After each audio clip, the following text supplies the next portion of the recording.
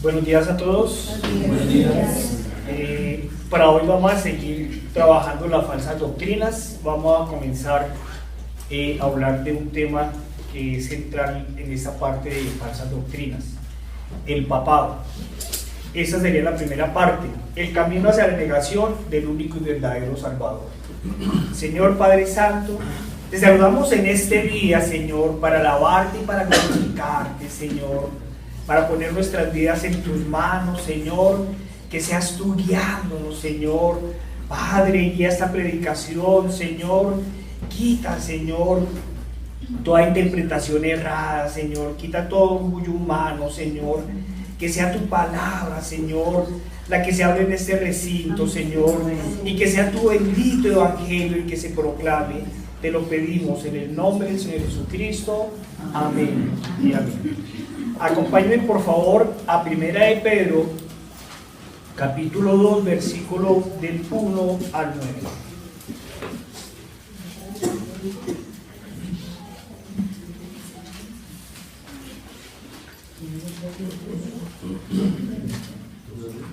Primera de Pedro, capítulo 2, versículo 1 al 9.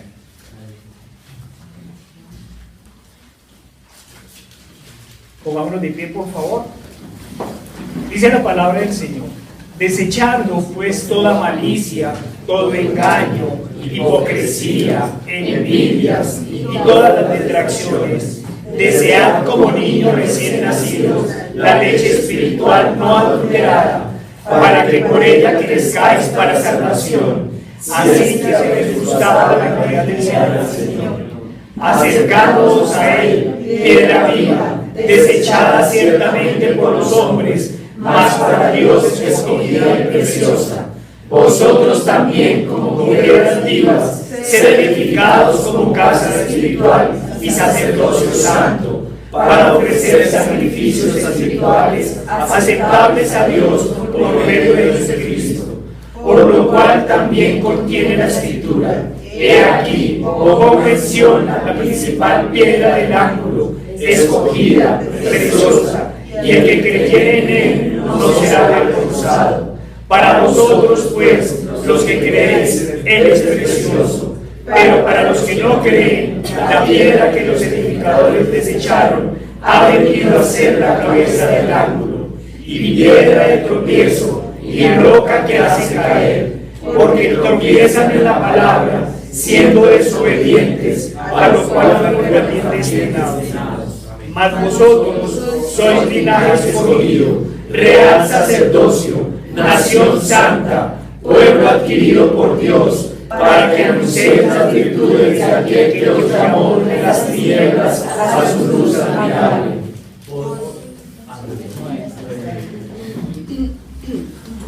La palabra del Señor esta vez viene por boca directa de Pedro, ¿cierto?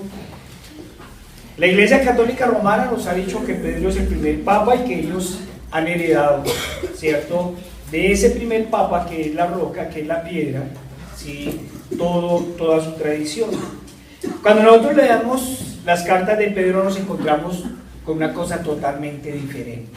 Aquí quien nos desmiente las cosas es directamente el apóstol Pedro, ¿sí? Volvamos al primer versículo. Lo primero que nos va a decir el apóstol Pedro es: desechando pues toda malicia. Acuérdense que la palabra del Señor dice que tenemos que ser ingenuos como niños. Tenemos que apartarnos de la malicia, ¿cierto? De todo engaño. No nos dice del engaño. Está diciendo de toda malicia, de todo engaño. De hipocresía. Los verdaderos creyentes, los verdaderos hijos de Dios, nos apartamos de la hipocresía. Reflejamos lo que somos. Sí, en estos días, en la reunión del jueves, yo pedía perdón por un pecado, porque yo les decía que yo no podía ser uno en la iglesia y otro en mi trabajo, ¿cierto? Tenemos que ser el mismo. Yo no puedo ser uno en mi casa, uno diferente en mi trabajo, otro diferente en la iglesia y otro diferente con mis amigos. Bueno, en el caso de los verdaderos cristianos, en realidad hemos cambiado de amigos, ¿sí? Los amigos de antes han pasado, se han quedado en el recuerdo, escasamente uno a veces los saluda en internet, pero no tenemos nada de qué hablar, en especial cuando niegan a Cristo. Amén. Nos dice que nos toca apartarnos de toda envidia. Nosotros no podemos sentir envidia uno de los otros. Es más, cuando algún hermano progresa, lo que los demás debemos sentir es felicidad. Cuando a alguien le va bien, ¿cierto? Dice la palabra de Dios que nos toca alegrarnos con los que se alegran, ¿sí? Y con los que lloran, lloremos, ¿sí? Y todas las detracciones. No pueden haber detracciones en la casa del Señor, porque su palabra es la que nos guía. Pero también nos dice: desead como niño recién nacido la leche espiritual no adulterada, para que por ella crezcáis para la salvación. ¿Qué es lo que más desea un bebé? La leche materna. ¿Sí? Eso es lo que me está diciendo. Nosotros debemos buscar el evangelio todos los días. Los que somos papás, y especialmente las que han sido mamás, ven el desespero del bebé cuando tiene hambre y busca así con desespero, ¿sí? Ojalá nosotros pudiéramos buscar la palabra del Señor con desespero, todos los días, escudriñando, mirando, ¿cierto? ¿Y para qué? Nos dice para que crezcáis para la salvación. Pero nos hace una aclaración: la leche espiritual no adulterada. Desafortunadamente la palabra de Dios es adulterada, ¿sí? Por eso nos dice: busquen, lean, escudriñen, busquen al Señor. Cuando nosotros buscamos las cosas adulteradas, no solo nos equivocamos, sino que nuestra vida corre peligro. En esos países pobres, en donde la gente, en lugar de buscar a Cristo, refugia su dolor en el alcohol, hay un grave problema. Especialmente durante las fiestas paganas, ¿cierto? La gente se emborracha y como no tiene para comprar el veneno legal, digámoslo así, ¿cierto? Entonces van y buscan el barato, el adulterado. ¿Y qué sucede con el licor adulterado? Que cuando a alguien le va bien, queda ciego, ¿sí? Por lo general, ¿sí? El licor adulterado produce la muerte. Eso mismo es lo que produce la palabra adulterada en nosotros, produce la muerte. ¿Por qué? Porque nos desvía del único y verdadero camino, Jesucristo. Pero mire lo que comienza a decirnos. Nos comienza a decir: vosotros también, como piedras vivas, ¿sí? Es decir, ustedes como Pedros, porque somos piedras vivas. Cuando nuestro Señor habló de Pedro, le dijo que él era la piedra viva, pero no dijo usted solamente. Pedro era un reflejo de todos los seres humanos que han sido escogidos. Por eso el mismo apóstol, de una vez, la responsabilidad que Jesús le dio, nos la está dando, porque nos está diciendo, vuelvo a repetirlo: vosotros también, como piedras vivas, sed edificados como casa espiritual y sacerdocio santo. Por eso nuestro Señor le dijo que Él era la piedra, ¿cierto? Era una piedra. ¿Por qué? Porque todos debemos ser la casa espiritual del Señor. Nosotros, ¿cierto? En nosotros debe vivir el Espíritu Santo. Y cuando todas las piedras nos organizamos, ¿qué construimos? La casa del Señor, ¿cierto? La iglesia. Somos nosotros la iglesia, no son los muros, ¿cierto? Cada piedra que contiene una iglesia es cada uno de las personas que asisten, ¿sí? Cuando el Señor nos hablaba de la iglesia, nos hablaba de grandes edificios, hablaba de su cuerpo, que nosotros hacíamos parte de su cuerpo. Y nos dice que para qué, ¿cierto? Nos va a decir, como casa espiritual y sacerdocio santo. ¿Para quién va dirigida la carta? Entonces, cuando uno mira la carta, ¿para quién va dirigida? Dice: Pedro, apóstol, ahorita la volvemos a leer, apóstol de Jesucristo, a los extraviados de la dispersión en el Ponto, Galacia, Capadocia, Asia y Bitinia, para todos. Y le está diciendo que todos los hombres, todos los creyentes son sacerdotes, todos. no limitó. Con estas palabras nuevamente están quitando el sacerdocio del Antiguo Testamento, que ya lo había quitado nuestro Señor Jesucristo, que es el máximo sacerdote, y nos lo da a todos, ¿sí? Para ofrecer sacrificios espirituales aceptables a Dios por medio de Jesucristo. Por lo cual también contiene la Escritura: he aquí, pongo en Sión la principal piedra del ángulo, escogida, preciosa, y el que creyere en él no será avergonzado. ¿De quién nos está hablando? De la piedra, ¿cierto?, sobre la cual se va a construir todo el edificio. La piedra sobre la cual nosotros nos vamos a poner como piedras vivas, ¿cierto? La única piedra, el único fundamento, Cristo. ¿Sí? Ese es el único fundamento. Y nos dice: para vosotros pues los que creéis, Él es precioso, pero para los que no creen, la piedra que los edificadores desecharon ha venido a ser la cabeza del ángulo. Sin Cristo no hay iglesia. Cuando la gente construye sin Cristo, construye en la arena, ¿cierto? Y su edificación tarde o temprano se va a venir al suelo. En este caso, cuando construyen iglesias falsas sin Cristo, ¿cierto?, la edificación no se va al suelo. La edificación, es decir, todos esos que han sido engañados, irán al infierno. Ese es el grave problema. Y dice: y piedra de tropiezo y roca que hace caer, porque tropiezan con la palabra. Tropiezan con la palabra. Si nosotros queremos conocer a Cristo, tenemos que ir a su palabra. Si nosotros queremos ser verdaderos seguidores de Cristo, tenemos que cumplir con su palabra. ¿Por qué me llaman Señor, Señor, y no hacen lo que yo les digo?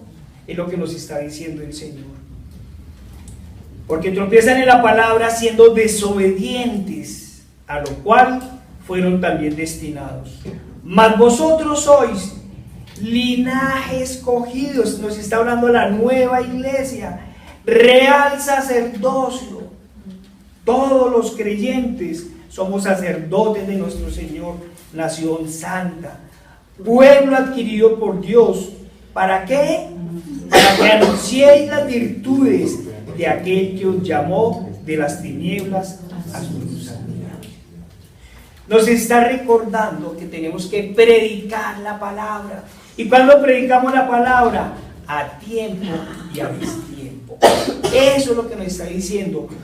Todos los hombres son sacerdotes y todos los creyentes son real sacerdocio, que tienen una tarea, ¿cierto? Anunciar el evangelio de Cristo, para que anunciéis las virtudes de aquel que os llamó de las tinieblas a su luz admirable.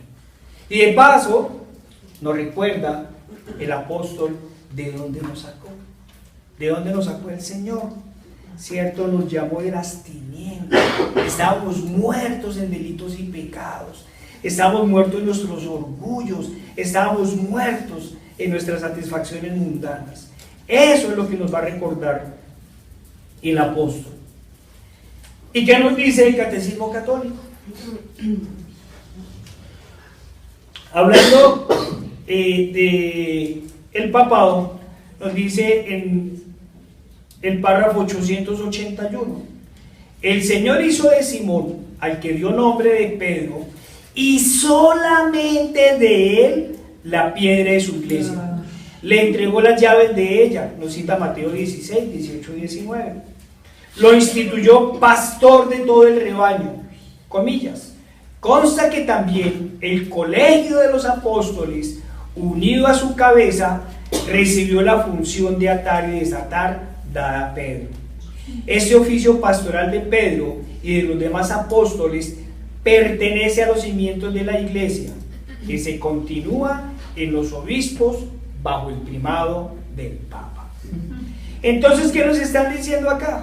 Que los únicos que son llamados a hablar del evangelio son los obispos que están bajo la autoridad del Papa. Pero también nos está diciendo que el único, ¿cierto? A quien instituyó como piedra angular de la iglesia fue a Pedro.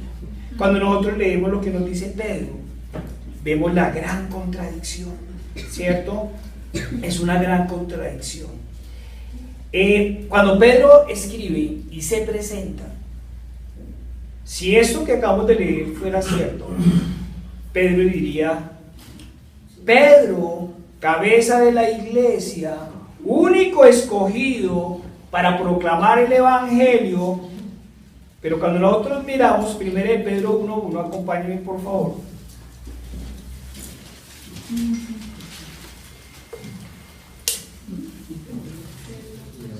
Dice: Pedro, apóstol de Jesucristo, apóstol, servidor, seguidor, punto. A los expatriados de la dispersión en el Ponto, Galacia, Capadocia, Asia y Bitinia. Es el único título que se va a dar Pedro, va a ser el de apóstol. Apóstol. Sí. Cuando Pablo se presentaba, decía: pues si es por mí, yo cuento que soy esto y esto y lo otro, pero lo tengo todo por basura, por amor a Jesucristo. ¿Quién soy? Seguidor de Cristo. Punto. ¿Sí? Acompáñenme a la segunda de Pedro. Perdón, sí, segunda de Pedro 1:1. Pedro se vuelve a presentar en su segunda carta. ¿Cómo se presenta? Va a agregar un título.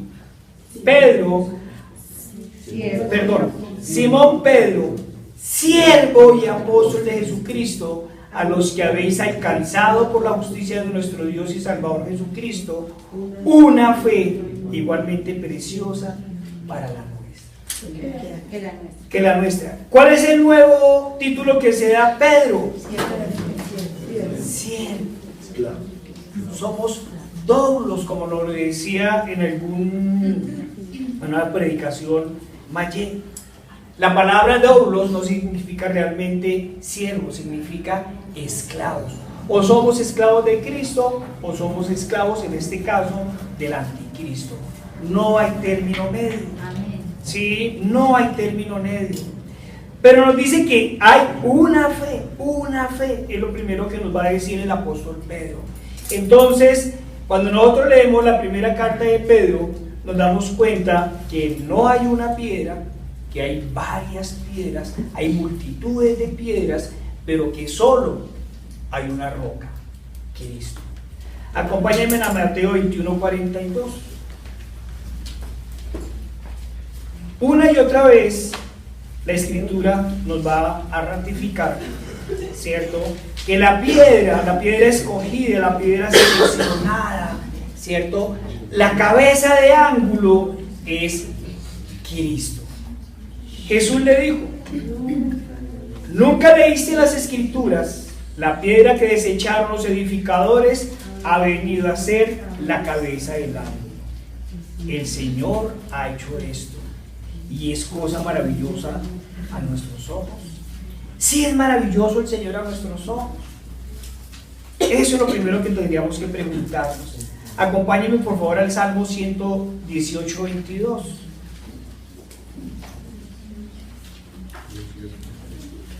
Desde el Antiguo al Nuevo Testamento, una y otra vez, la palabra del Señor nos confirma. Nos dice el Salmo 118:22. La piedra que desecharon los edificadores ha venido a ser la cabeza del ángulo. Aquel a quien humillaron, a quien latigaron, a quien escupieron, a quien asesinaron, ¿cierto?, a quien creyeron haber callado, 3 días después se levanta como único cimiento de una iglesia verdadera. Acompáñenme por favor a Isaías 28:16.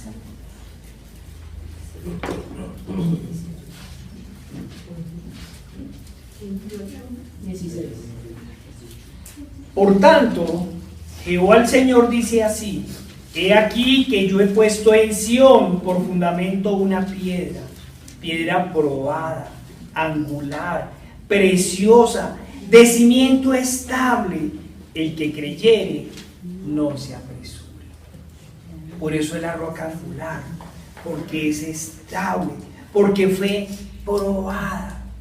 Si a nosotros el Señor nos prueba como al oro en el fuego, la prueba que le hizo el Dios Padre Todopoderoso a su Hijo fue la prueba mayor, la de descargar toda su ira sobre el único que no había pecado. Esa es la prueba angular, la piedra preciosa, el único cimiento estable que no se movió. ¿Qué nos dice la palabra del Señor en Hechos 4, 11 al 12?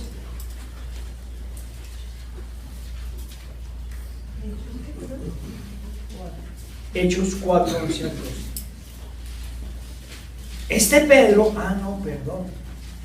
Este Jesús es la piedra reprobada por vosotros los edificadores, la cual ha venido a ser cabeza del ángulo.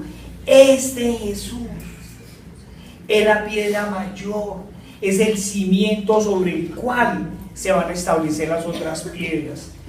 Pero somos piedras vivas.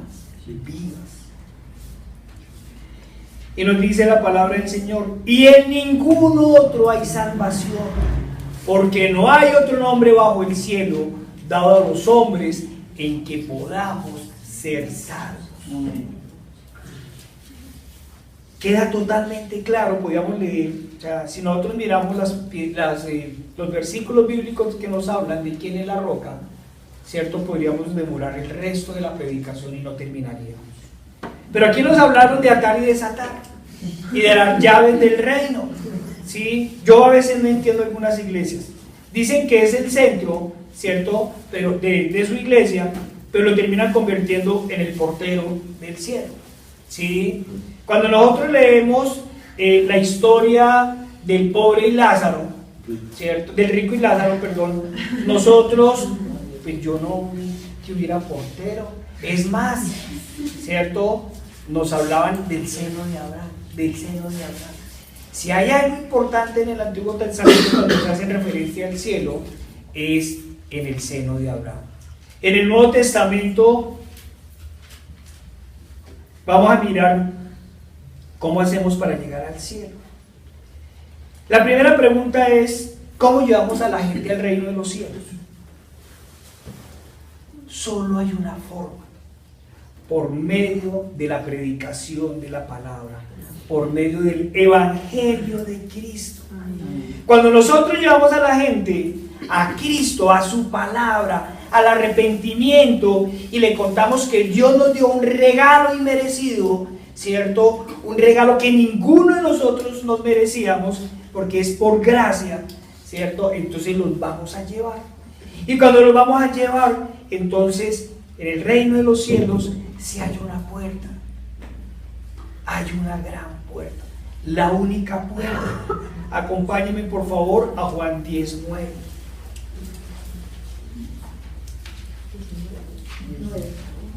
Juan 10:9. Dice la palabra del Señor: yo soy la puerta, el que por mí entrare será salvo, y entrará y saldrá y hallará paz. Entonces, si Jesús es la puerta, ¿cuáles son las llaves? Las llaves son su palabra. No hay un portero en el cielo.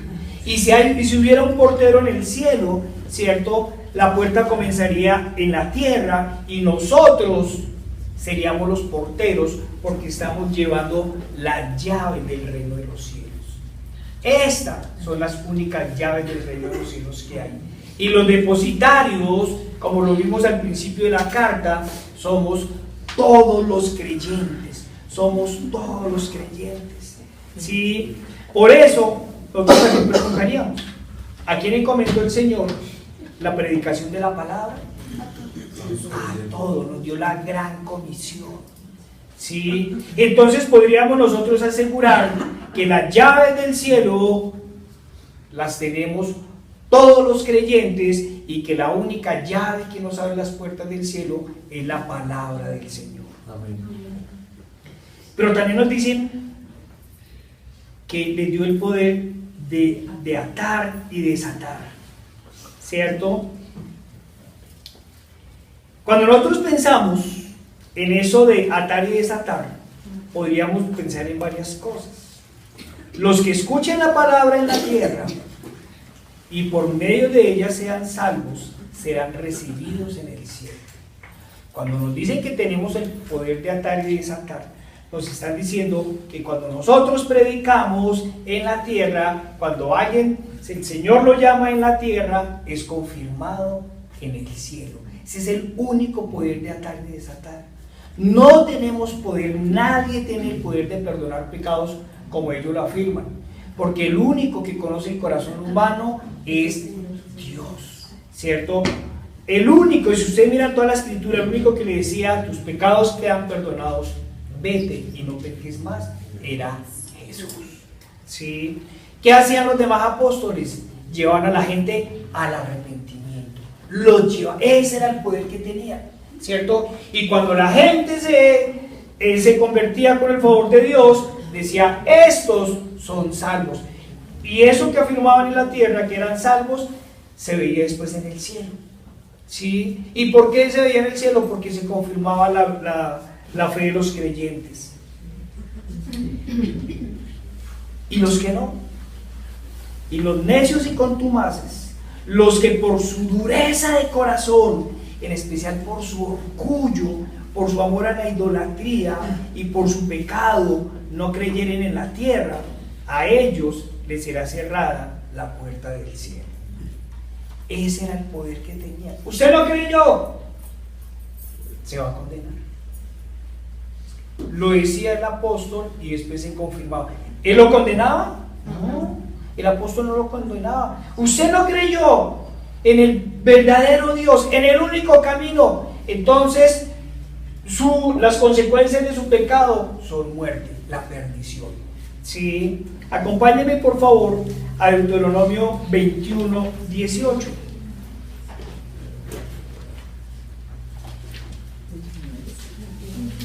Nosotros nos hemos vuelto tan laxos con el pecado, ¿sí? Tan terriblemente laxos que no entendemos la gravedad de los hechos. En el Antiguo Testamento lo entendían bien, era claro. La paga del pecado es la muerte, ¿sí? Hoy los engañan. Nosotros veíamos hace 8 días, ¿cierto? En un templo del anticristo, entrar parejas homosexuales de la mano, ¿sí? Van para misa. Entonces uno decía, hombre, cada vez estamos peor. Si bien siempre ha sido la iglesia del anticristo, antes por lo menos era moralizante. Antes por lo menos moralizaba. Hace 20 años hubiera salido el curita con la escoba y los hubiera sacado al garrote. Sí, no les hubiera hablado del arrepentimiento ni nada, pero por lo menos moralizaba. Ahora ya ni moralizan, ¿cierto? Porque dicen que cuando uno corrige, le falta amor. Es que ustedes son muy duros. Vamos a mirar si es que nosotros somos muy duros o nos hemos vuelto muy laxos. Si alguno tuviera un hijo contumaz y rebelde, que no obedeciera la voz de su padre, ni a la voz de su madre, y habiéndole castigado no le obedeciere, entonces lo tomarán su padre y su madre, y lo sacarán ante los ancianos de su ciudad, y a la puerta del lugar donde vivan. Y dirán a los ancianos de la ciudad, este nuestro hijo es contumaz y rebelde, no obedece nuestra voz, y además es glotón y borracho. Entonces todos los hombres de la ciudad lo apedrearán y morirá. Así quitarás el mal del medio de ti, y todo Israel oirá y temerá. ¿Qué estaba haciendo el padre y la madre? Estaban atando y desatando. Hijo, obedézcame, obedezca, hijo. Tiene que obedecer, tiene que dejar de pecar, hijo. Arrodíllese, arrepiéntese, ¿sí? La obediencia es fundamental en la vida cristiana. No quiso hacer caso, entonces vamos a tomar otras medidas. No nos hizo caso, entonces lo entregamos, ¿sí? atamos y desatamos. No hace caso, entonces, ¿qué va a suceder? La paga del pecado es muerte. No, es que eso es del Antiguo Testamento. De pronto en el Nuevo, Dios, cierto, es más amoroso, nos dicen, como si morir por los pecados de los demás no fuera amor, como si sacrificar, volverse hombre y humillarse para salvarnos a nosotros no fuera amor. Primera Timoteo 5:14 al 15.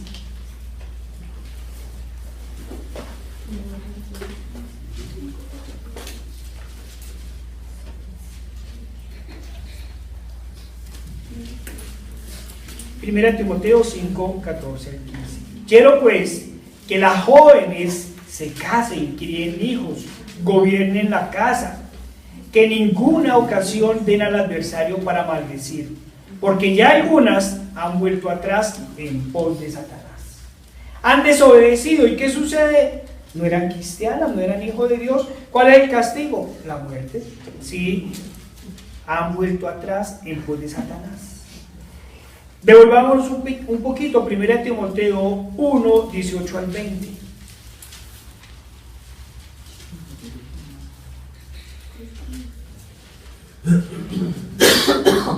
Yo no me imagino a Marco diciéndole a alguno de los que se han desviado: tranquilos hermanos, no hay problema, ya lo entregué a Satanás. No, ¿cómo así? ¡Qué falta de amor! Nos dice la palabra del Señor: este mandamiento, hijo Timoteo, te encargo para que conforme a las profecías que se hicieron antes en cuanto a ti, milites por ellas la buena milicia, manteniendo la fe, miren, manteniendo la fe y buena conciencia, desechando la cual naufragaron en cuanto a la fe algunos, es decir, la falsa doctrina, de los cuales son Himeneo y Alejandro, a quienes entregué a Satanás para que aprendan a no blasfemar. Entonces, ¿qué tiene que ver esto con atar y desatar? El apóstol está diciendo: ustedes blasfemaron la palabra del Señor, son entregados a la perdición. Él no los está castigando, él está diciendo cuáles son las consecuencias de su pecado. Y entonces cuando ellos mueran, ¿a dónde van a ir? Se confirma, se van a ir al infierno. Él no los estaba condenando, no los estaba maldiciendo, ¿cierto? Cuando la gente se arrepiente, está el poder de, ¿cierto? El Señor le ha perdonado los pecados. El Señor. ¿Qué nos dice? ¿Qué nos sigue diciendo el texto católico en el renglón 882? El sumo pontífice, hermano, yo creí que iba a ser una predicación de este tema, pero un ejemplo, si fuéramos a hablar de solo la palabra del sumo pontífice, el significado, ¿cierto? Bueno, lo vamos a hacer y vamos a mirar las consecuencias, pero el sumo pontífice, obispo de Roma y sucesor de San Pedro, es el principio y fundamento perpetuo y visible de unidad, tanto de los obispos como de la muchedumbre de los fieles. Yo no sé si ustedes están entendiendo la gravedad de lo que dice acá. El sumo pontífice, obispo de Roma y sucesor de San Pedro, es el principio y fundamento perpetuo y visible de unidad, tanto de los obispos como de la muchedumbre de fieles. El pontífice romano, en efecto, tiene en la iglesia, en virtud de su función de vicario de Cristo y pastor de toda la iglesia, la potestad plena, suprema y universal, que puede ejercer siempre con entera libertad. Cuando nos dice vicario de Cristo, él nos está diciendo que es el representante de Cristo o el reemplazo de Cristo. No me queda claro. Sí, no me queda claro. Bueno, claro, cuando uno mira las palabras que dice el Papa actual, yo estuve revisando, estuve mirando varias fuentes, estuve mirando lo que alegó la Iglesia Católica diciendo que el Papa lo dijo, pero no lo dijo, entonces fui a la mejor fuente. de la página del Vaticano, bajé el video y me senté a mirarlo, ¿cierto? Y transcribí, porque es que dice, no, es que usted malinterpreta. Nos dice, está hablando el señor Bergoglio, dice, si alguna vez vemos en que nuestros trabajos se desmoronan y no dan fruto, tenemos que recordar que nosotros seguimos a Cristo, cuya vida humanamente hablando acabó en un fracaso, el fracaso de la cruz. El otro peligro surge cuando somos celosos de nuestro tiempo libre, cuando pensamos que las comodidades mundanas nos ayudan a servir mejor, cuando pensamos que las comodidades mundanas nos ayudan a servir mejor. El problema de este modo de razonar es que se puede ahogar por la fuerza. Bueno, sigue ahí. ¿Por qué seguí, leo todo? ¿Cierto? Porque es que van a decir, es que ustedes sacaron la frase de contexto, ¿cierto? Miren en qué sigue. El otro peligro surge cuando somos celosos de nuestro tiempo libre, cuando pensamos que las comodidades mundanas nos ayudarán a servir mejor. El problema de este modo de razonar es que se puede ahogar la fuerza de la continua llamada de Dios a la conversión, al encuentro con Él. Poco a poco, pero de forma inexorable, disminuye nuestro espíritu de sacrificio y trabajo, y además nos aleja de las personas que sufren de pobreza material y se ven obligados a realizar sacrificios más grandes que nosotros. Hermanos, aquí nos están diciendo que la vida de Jesús acabó en un fracaso, el fracaso de la cruz. Cuando yo pienso en la cruz, yo no pienso en un fracaso, yo pienso en una esperanza. Es más, cuando yo pienso en la cruz, me arrodillo en mi casa y lloro porque digo, Señor, el que debió haber estado ahí en la cruz debió haber sido yo, Señor. No es un fracaso, es la máxima expresión de amor. ¿Quién se puede sacrificar por el culpable? ¿Quién de nosotros iría a la cárcel por un violador, por un asesino, por un mentiroso, por un ladrón, por todo lo que hemos sido nosotros? ¿Quién? Es la máxima, no es un fracaso. Ahora sí uno entiende por qué las iglesias están llenas de Cristos crucificados. ¿Por qué? Porque es que para ellos no resucitó, fue un fracaso. Cuando ustedes miran el Cristo que carga, lo grandote que tiene el Papa, si ustedes hicieran un acercamiento, ven que es un Cristo totalmente derrotado.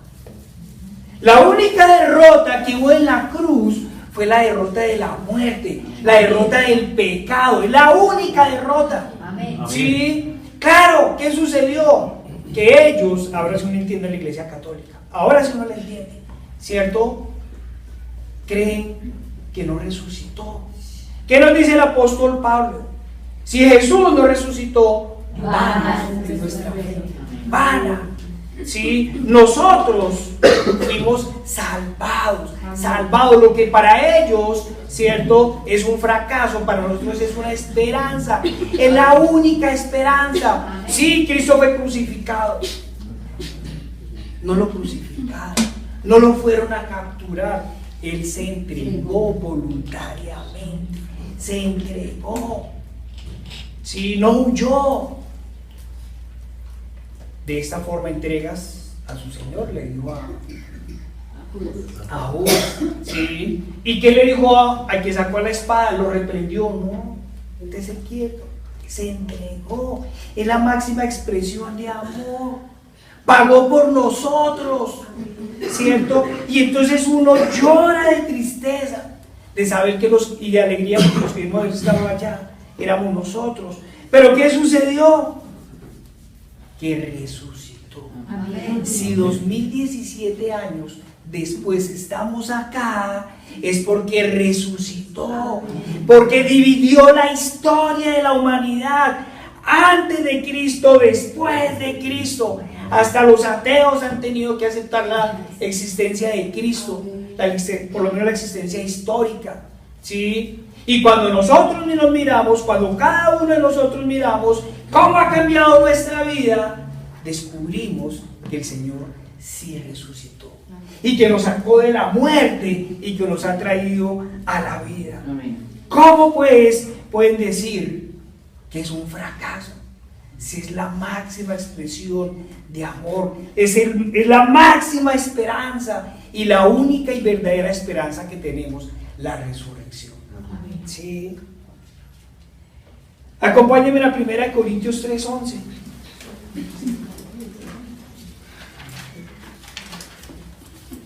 Lo primero que nos va a decir la palabra del Señor. Y no es una sugerencia, es una orden, porque nadie puede poner otro fundamento que el que está puesto, el cual es Jesucristo. ¿Cómo pues nos van a decir, cierto, que el Papa Romano es el principio y fundamento perpetuo si la Biblia es clara? El único, cierto, fundamento que está puesto es Cristo. Es Cristo. Entonces tocaría preguntarle de verdad, ¿usted se cree el representante de Cristo o su reemplazo? Cuando yo comienzo a mirar esto, cierto, como lo vamos a mirar más adelante, cuando nos dice que toda la unidad está en el Papa, entonces es cuando comenzamos a creer y a confirmar que el Apocalipsis, cierto, nos dice la verdad.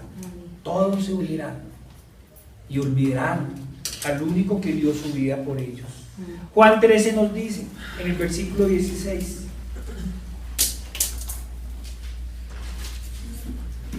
Juan 13, 16. De cierto os digo, el siervo no es mayor que su Señor, ni el enviado es mayor que el que le envió. Cuando nosotros vamos a hablar en el nombre de Dios, nosotros decimos es que el Señor me dijo ayer. No, el Señor nos dice por medio de su palabra. Sí, la otra vez nosotros mirábamos. Si ustedes miran en una iglesia de sana doctrina, a quien se para acá no le decimos pastor, le decimos hermano. Es un hermano, porque es igual que todo. Sí, aquí somos más cariñosos, le decimos mayé, sí, le dicen el tío. Sí, acompáñenme por favor a Efesios 4:10.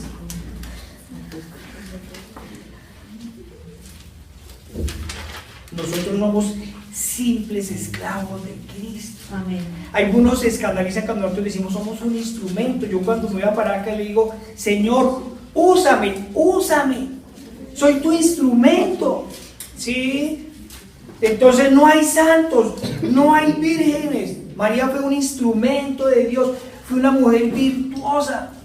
¿Por qué la convierten en un ídolo? Si fue la máxima mujer obediente. Hágase conmigo según tu voluntad, le dijo. ¿Sí? Efesios 4:10. El que descendió es el mismo que también subió por encima de todos los cielos para llenarlo todo. Y él mismo constituyó a unos apóstoles, a otros profetas, a otros evangelistas, a otros pastores y maestros. Pero lo que no veo es al Papa. A fin de perfeccionar a los santos para la obra del ministerio, para la edificación del cuerpo de Cristo. La edificación del cuerpo de Cristo. Hasta que todos lleguemos a la unidad de la fe y del conocimiento del Hijo de Dios, un varón perfecto, a la medida de la estatura de la plenitud de Cristo, para que ya no seamos niños fluctuantes, llevados por doquier de todo viento de doctrina, por estratagema de hombres que para engañar emplean con astucia las artimañas del error, sino que siguiendo la verdad en amor, crezcamos en todo en aquel que es cabeza. Esto es Cristo. Es la única cabeza de la iglesia. Es la única unidad de la fe. Porque estamos hablando del cuerpo de Cristo y el cuerpo de Cristo no se puede separar, ¿cierto? Sino que siguiendo la verdad con amor, crezcamos en todo aquel que es la cabeza, esto es Cristo, de quien todo el cuerpo, bien concertado y unido entre sí, por todas las coyunturas, que se ayudan mutuamente según la actividad propia de cada miembro, recibe su crecimiento para ir edificándose en amor. Cada uno de nosotros lo único que somos es parte de una coyuntura, ¿cierto? Que vamos a construir el cuerpo de Cristo, la iglesia. Por eso somos piedras vivas. ¿Sí? Acompáñenme a segunda de Juan 1:7.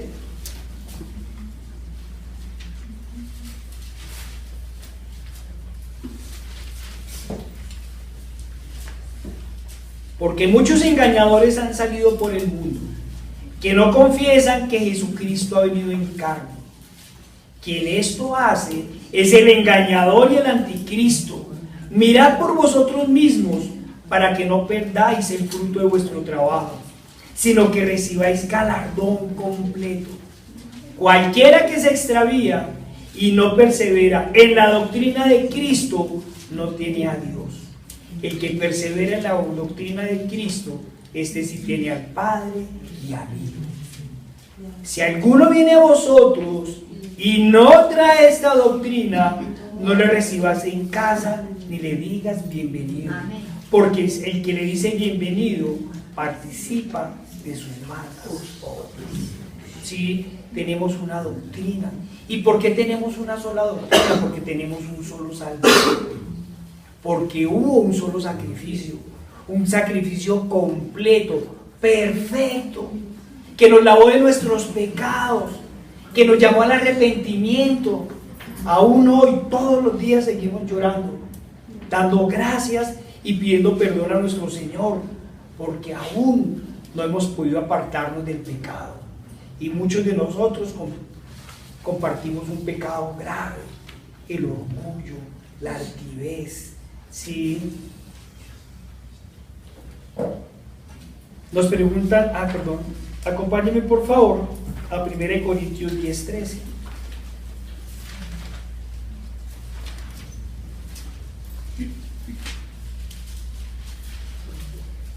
Cuando nosotros nos hablen de unidad, tenemos que pensar en la unidad, en la palabra de Cristo.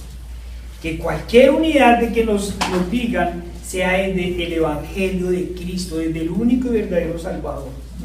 Nos dice 1 Corintios 1:10-13. Os ruego pues, hermanos, por el nombre de nuestro Señor Jesucristo, que habléis todos una misma cosa, y que no haya entre vosotros divisiones, sino que estéis perfectamente unidos en una mente y en un mismo parecer.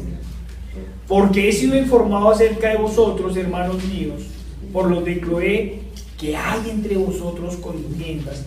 En la iglesia de Cristo no pueden haber contiendas. Quiero decir que cada uno de vosotros dice: yo soy de Pablo, y yo de Apolos, y yo de Cefas, y yo de Cristo. ¿Acaso está dividido Cristo? ¿Fue crucificado Pablo por vosotros? ¿O fuisteis bautizados en el nombre de Pablo? ¿Pedro se dio a sí mismo por nosotros? Mira, la cosa es tan terrible, que como lo vamos a ver en la próxima presentación de este tema, en una entrevista que le hacen al señor Francisco, dice que él, a lo que sí le tiene mucho miedo, es al dolor. Al dolor, entonces que por eso él le huye al dolor. ¿Cómo murió Pedro? ¿Cómo murió Pablo? ¿Cómo murió Esteban? ¿Cómo murió cada uno de los apóstoles? ¿Desde dónde escribió Juan? ¿Juan escribió desde el Vaticano? ¿O desde una cárcel? De pronto encadenado. Sí, hermanos, miren, el problema de estar equivocado es que morimos equivocados. Y cuando uno muere equivocado, dice la palabra del Señor, son ciegos guías de ciegos. Y si el ciego guiara el ciego, ambos caerán en el abismo. Y no solo vamos a caer en el abismo, sino que cuando uno muere engañado, ofende el sacrificio que hizo Cristo por nosotros en la cruz. Por eso la palabra del Señor en Oseas 11:7 nos dice: entre tanto, mi pueblo está adherido a la rebelión contra mí. Aunque me llaman el Altísimo, ninguno absolutamente me quiere enaltecer. Solo hay un santo, solo hay un maestro, solo hay un Padre, y ese está en el cielo. En el versículo 8, en el renglón 888, nos dice el Catecismo Católico: los obispos, con los presbíteros y sus colaboradores, tienen como primer deber el anunciar a todos el Evangelio de Dios, según la orden del Señor. Son los heraldos del Evangelio que llevan nuevos discípulos a Cristo. Son también maestros auténticos por estar dotados de la autoridad de Cristo. Los heraldos del Evangelio, los únicos capacitados. Sí, nosotros leíamos hace ratico otra cosa. Nosotros leíamos en Pedro que nos llamaba y nos decía: mas vosotros sois linaje escogido, real sacerdocio, nación santa, pueblo adquirido por Dios, para que anunciéis las virtudes de aquel que os llamó de las tinieblas a su luz admirable. Eso dice la palabra de Dios. Pero a mí también me gustaría que habláramos de los obispos, ¿cierto? Si bien la palabra es utilizada en la Biblia, la palabra obispo, que parece que traduce anciano, ¿sí? En 1 Timoteo 3:1 nos van a decir cuáles son los requisitos de los obispos. Nos dice la palabra del Señor, 1 Timoteo 3:1. Primero nos aclara que nos va a decir: palabra fiel, es lo primero que nos va a decir. Si alguno anhela obispado, buena obra desea. Pero es necesario que el obispo sea irreprensible. Ojalá pudiéramos mirar la historia del papado. Marido de una sola mujer, sobrio, prudente, decoroso, hospedador, apto para enseñar. No dado al vino, no pendenciero, no codicioso de ganancias deshonestas, sino apacible, amable, apacible y no avaro. Que gobierne bien su casa, que tenga a sus hijos en sujeción con toda honestidad, pues el que no sabe gobernar su propia casa, ¿cómo cuidará en la iglesia de Dios? Y cuando yo no tengo casa, ni esposa, ni hijos, ¿sí? ¿Qué nos dice la palabra del Señor frente a esos heraldos? Acompáñenme por favor a 1 Pedro 5:1.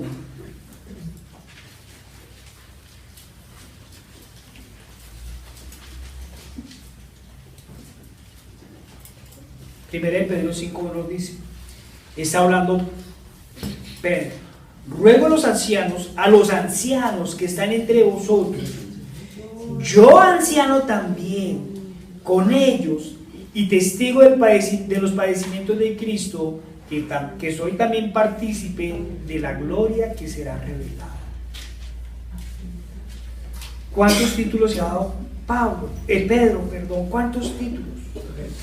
Dice, yo anciano también con ellos. Se pone a la misma altura, pone a los demás a la misma altura de él. ¿Sí? Está diciendo que todos los ancianos son igual a él, porque dice, ¿cierto?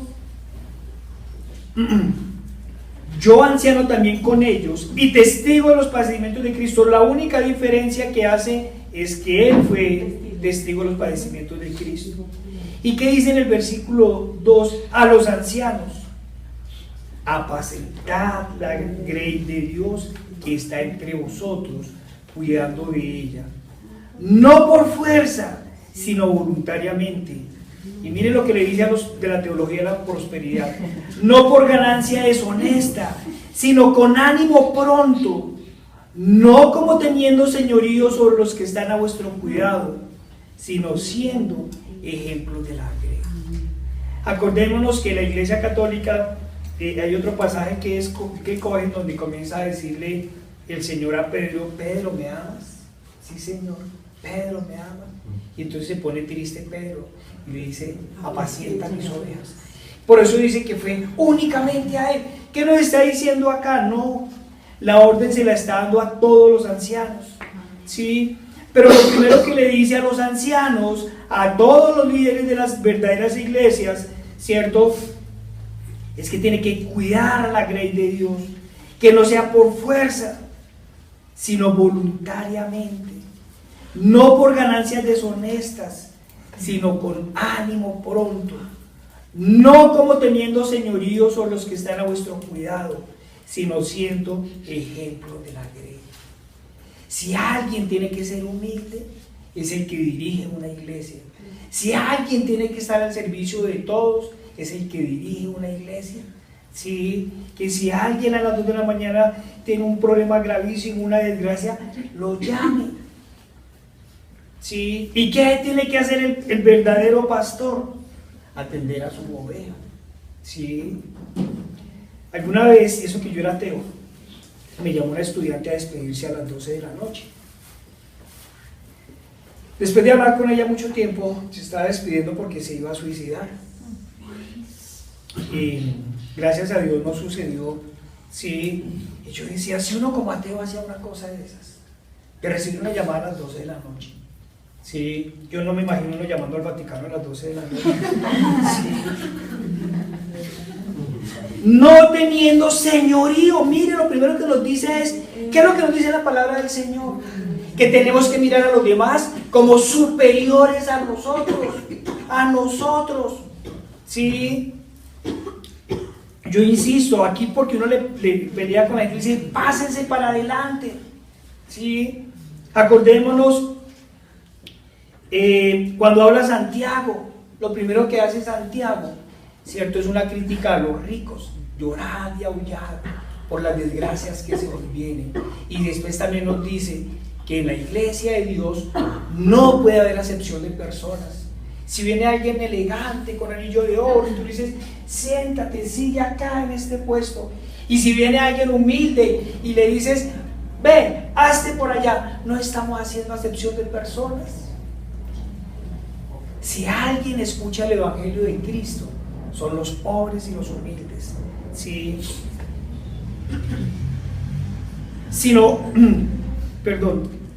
No como teniendo señorío sobre los que están a vuestro cuidado, sino siendo ejemplos de la grey. Y cuando aparezca el príncipe de los pastores, vosotros recibiréis la corona incorruptible de Dios. El príncipe de los pastores, nos está hablando de Cristo.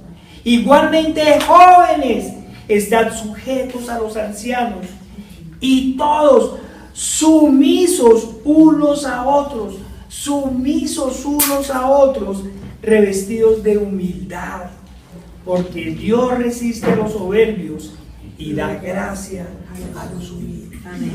Sí, unos a otros debemos ser sumisos. Por eso nosotros decimos somos hermanos, debemos amarnos como hijos de Dios, como miembros de esta iglesia, sin diferencias ni de profesiones ni de edades, porque aquí nos están dando una orden, todos sumisos unos a otros y revestidos de humildad, esa es la que nos falta mucho. Sí, es uno de los pecados que es más difícil quitarnos, ese orgullo. Pero mientras la palabra del Señor nos dice una cosa, el Catecismo Católico nos dice otra, renglón 877. De igual modo, es propio de la naturaleza sacramental del ministerio eclesial tener un carácter colegial. En efecto, desde el comienzo de su ministerio, el Señor Jesús instituyó a los 12, comillas, semilla del nuevo Israel, a la vez que el origen de la jerarquía sagrada, elegidos juntos también, fueron enviados juntos, y su unidad fraterna estará al servicio de la comunión fraterna de todos los fieles. Miremos como siempre lo que hemos dicho, mezclan verdades con mentiras. Será como un reflejo y un testimonio de la comunión de las personas divinas. Por eso, todo obispo ejerce su ministerio en el seno del colegio episcopal, en comunión con el obispo de Roma, sucesor de San Pedro y cabeza del colegio. Los presbíteros ejercen su ministerio en el seno del presbiterio de la diócesis bajo la dirección de los obispos. Me llamó aquí la atención, ¿cierto?, la siguiente palabra. Semilla del nuevo Israel, a la vez que el origen de la jerarquía sagrada. Jerarquía sagrada. Acompáñenme por favor a Apocalipsis 2:6. Apocalipsis 2:6. En esta parte, el ángel está dando el mensaje a la iglesia de Éfeso y dice: pero tenéis esto, que aborreces las obras de los nicolaitas, las cuales yo también aborrezco. Hay más adelantico, Apocalipsis 2, 14 al 15. Mensaje a la iglesia de Pérgamo. Y le dice a la iglesia de Pérgamo: pero tengo unas pocas cosas contra ti, que tienes ahí a los que retienen la doctrina de Balaam, que enseñaba a Balac a poner tropiezo ante los hijos de Israel, a comer cosas sacrificadas a los ídolos y a cometer fornicación. Mira los pecados que le está diciendo. Y también que tienes a los que retienen la doctrina de los nicolaitas, que yo aborrezco. Nicolaos en griego quiere decir vencedor o dominador del pueblo. La traducción griega del hebreo era Balaam, dominador del pueblo. ¿A qué se está refiriendo con los nicolaitas? A los que hacen una jerarquía y se enseñorean, ¿cierto?, de las personas de su iglesia. Lo primero que está diciendo, o lo último, porque esas son las últimas palabras del Apocalipsis, es que en la iglesia de Cristo no pueden haber personas que se enseñoreen con otras. No hay una jerarquía. Cuando él dice que el mismo Jesús estableció a unos apóstoles, a otros profetas, los está poniendo a todos en un mismo nivel. Por eso, cuando está hablando Pedro, dice: los ancianos, yo también anciano como ellos. Y si uno pudiera estar en ese momento, ¿cierto?, se daría cuenta que estarían todos a un mismo nivel y que los apóstoles estarían vestidos igual que los demás, ¿sí?, y de pronto, y muy posiblemente, más humildemente, ¿sí? Acompáñenme por favor a Mateo 20:25.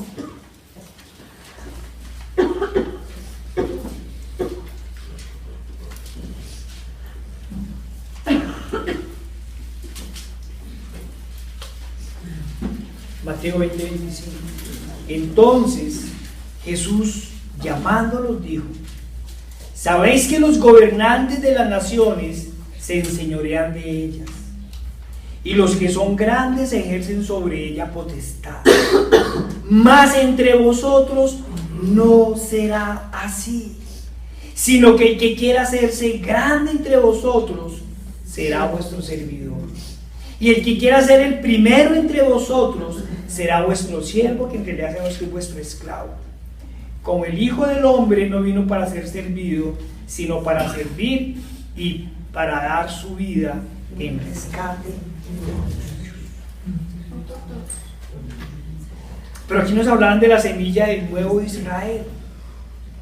Acompáñenme a Gálatas 3:2.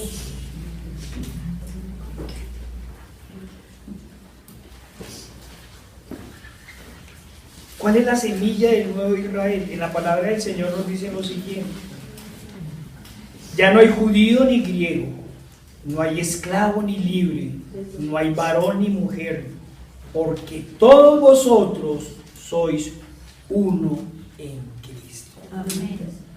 ¿Sí? Todos vosotros sois uno en Cristo. ¿Sí? Y miren que los está poniendo a todos en un mismo nivel, ¿cierto? Al esclavo y al amo, al judío y al griego, al hombre y la mujer. Todos estamos en un mismo nivel porque todos somos hijos de Dios. ¿Sí? Proverbio 11:2.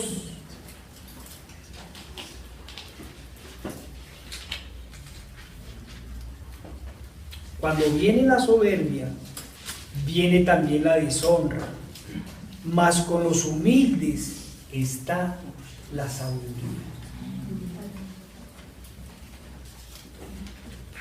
Primera de Pedro 3:3, le volvamos otra vez al Nuevo Testamento.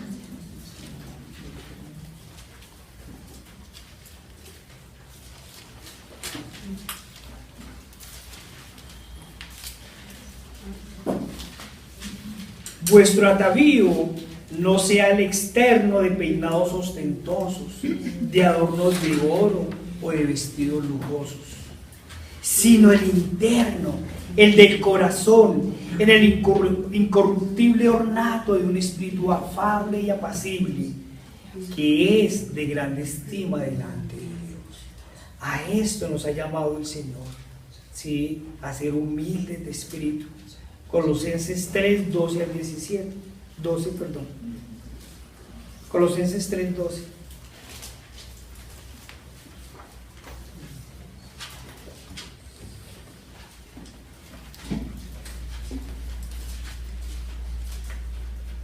Vestidos pues elegantemente, ¿sí? Vestidos pues como escogidos de Dios, santos y amados, de entrañable misericordia, de benignidad, de humildad, de mansedumbre y de paciencia. Mire todos los llamados que nos ha hecho el Señor hoy. Sí, nos ha dicho que toca quitar las envidias, los odios, las disensiones, ¿sí?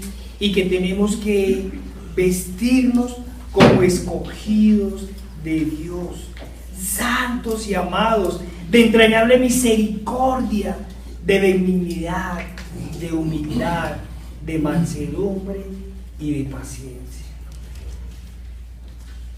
Primera de Pedro 5, 6.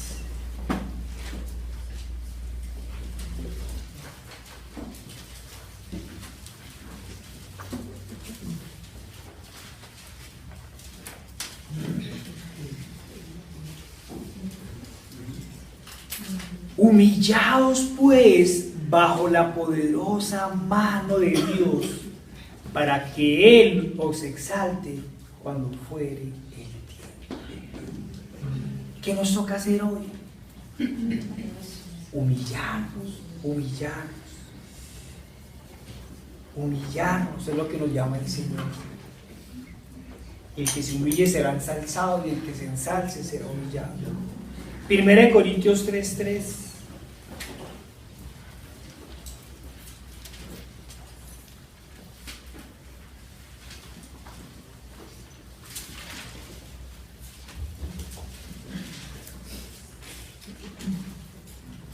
Lo primero que le va a decir a los corintios el apóstol Pablo es lo siguiente: porque aún sois carnales, pues habiendo entre vosotros celos, contiendas y disensiones, ¿no sois carnales y andáis como hombres? Porque diciendo el uno, yo ciertamente soy de Pablo, y el otro, yo soy de Apolos, ¿no sois carnales? ¿Qué pues es Pablo y qué es Apolos? Servidores por medio de los cuales habéis creído, y eso según lo que cada uno concedió al Señor. Lo primero que va a decir, ¿cierto?, es que todo lo único que somos servidores del Señor. Y dice en el versículo 6, yo planté, Apolos regó, pero el crecimiento lo ha dado Dios. Así que ni el que planta es algo, ni el que riega, sino Dios que da el crecimiento. Y el que planta y el que riega son una misma cosa, aunque cada uno recibirá su recompensa conforme a su labor. Porque nosotros somos colaboradores de Dios, y vosotros sois labranza de Dios, edificio de Dios. Somos simples instrumentos del Señor. Amén. Acompáñenme a 1 Corintios 1, 25 al 31.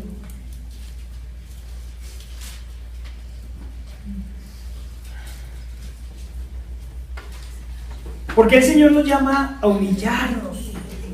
Porque el Señor nos llama a la humildad. Porque nosotros no podemos perder de vista qué éramos y de dónde nos llamó el Señor. ¿Qué éramos? Porque lo insensato de Dios es más sabio que los hombres, y lo débil de Dios más fuerte que... Perdón. Así. Soy más fuertes que los hombres. Pues mirad, hermanos, vuestra vocación, que no sois muchos sabios según la carne, ni muchos poderosos, ni muchos nobles, sino que de lo necio del mundo escogió Dios para avergonzar a los sabios, y lo débil del mundo escogió Dios para avergonzar a lo fuerte, y lo vil del mundo y lo menospreciado escogió Dios, y lo que no es, para deshacer lo que es, a fin de que nadie se jacte en su presencia. Mas por él estáis vosotros en Cristo Jesús, el cual nos ha sido hecho por Dios sabiduría, justificación, santificación y redención, para que, como está escrito, el que se gloría, gloriese en el Señor. Cuando nosotros leemos esto, sabemos que nosotros éramos lo peor de lo peor, que nosotros éramos lo vil del mundo y lo menospreciado, que no éramos más que simples pecadores, que lo único que pusimos en esta labor, ¿cierto?, de la salvación fue nuestro pecado y nuestro orgullo, y que el Señor, por su gracia, por su misericordia, nos ha llamado al arrepentimiento. Y si de algo tenemos que gloriarnos, es que somos hijos de Dios por su gracia y por su misericordia. Amén. Señor Padre Santo, te damos gracias, Señor, por tu palabra, Dios. Padre, ayúdanos a entender, Señor, a comprender que tú eres el único fundamento, Señor, que solo tú, Señor, eres la única unidad que hay, Señor, en el cuerpo de Cristo, Señor. Padre, que tu sacrificio en la cruz, Señor, marcó, Señor, el inicio de nuestra salvación, Señor, porque fue un sacrificio perfecto, Señor. Que gracias, Señor, a tu sacrificio, Señor, es que hoy podemos decir que somos justificados, Señor, porque tú nos has lavado del pecado, Señor. Te damos gracias, Padre Santo. Gracias, Señor. Y hoy, Señor, nos glorificamos, Señor, en tu resurrección, Señor, porque con ella, Señor, venciste, Señor, a la muerte y nos llamaste, Señor, de la luz a las tinieblas. Te damos gracias, Padre Santo, en el nombre de Jesucristo. Amén. Amén.